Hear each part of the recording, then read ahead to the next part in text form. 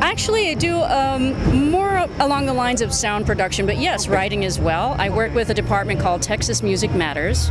We do a lot of writing. We also have a show that airs every Friday at noon and then again late night at 11. And it's not just about Texas music, but there is an emphasis on local and Texas-based artists. We're actually heard around the world, and we've got our program airing in Ireland, apparently. I thought that was fantastic.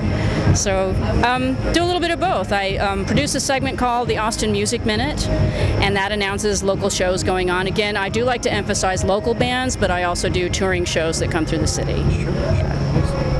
And I guess, you know, when we're talking about Austin music, obviously this is a whole universe unto itself. It's a wealth of treasures. Are there specific things that KUT tries to focus on more than others, or is it pretty much just could be anything?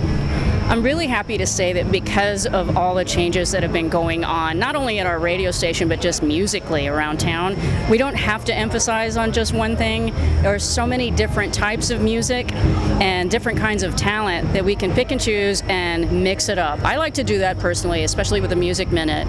I don't try to focus on one style or one brand of music. There are a lot of indie bands out there and country bands, but again, there are more genres within genres. I feel that we don't have to focus on one thing in general. It'd be kind of boring, and luckily there's never a dull moment. There are lots of different things that we can check out.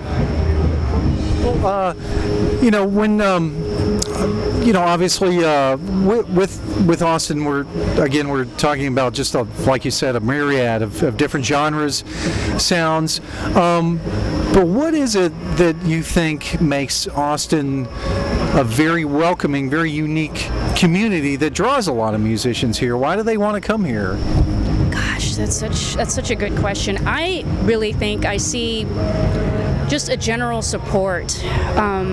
First of all, we have so many musicians here anyway making a living, yet they're also doing what they love. I wish everyone could do music full time, but I just see a lot of mutual support out here. I think that's part of what makes it inviting.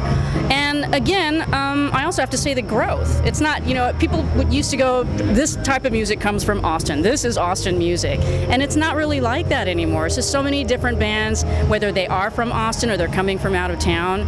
It's that mixed bag that I was talking about earlier. I think that also makes it inviting. It's a nurturing environment for songwriters. It's a great environment for people to learn new things. So I think that's part of why people like to come out here. They really embrace it. Everyone really embraces it. When they see new talent coming in, they want to check it out. Very cool. Okay, and I guess just to focus in on the blogging thing for a second, because tonight is our blog jam. Why do you think it is important, and what do you guys try to promote with the blog? What would you like to put across to an audience with the blog portion?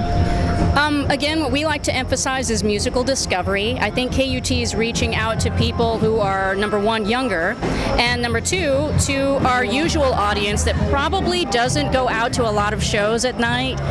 They may not have the time or they may not have the opportunity, but they're still interested in the music. And I think what we try to do is to share our discoveries, share anything that we find or that we hear about, and we put it out there, and we not only get to write about it, we have the privilege of putting together these sound segments, things that you either hear on the air or you can play them online.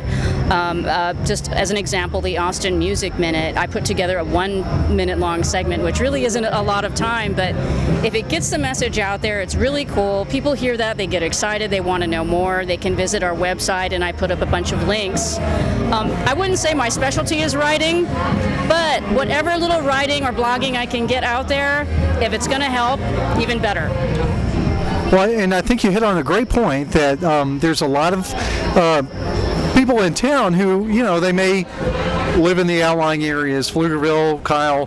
They may have one night a month where they can get away from the kids, go see a great band, but it's so overwhelming. I think when you look at something like the Chronicle and you're like, well, I have no idea. Would you say that radio, community radio, is maybe even more important now in that respect than ever. I think it is. Community support, that's the key right there.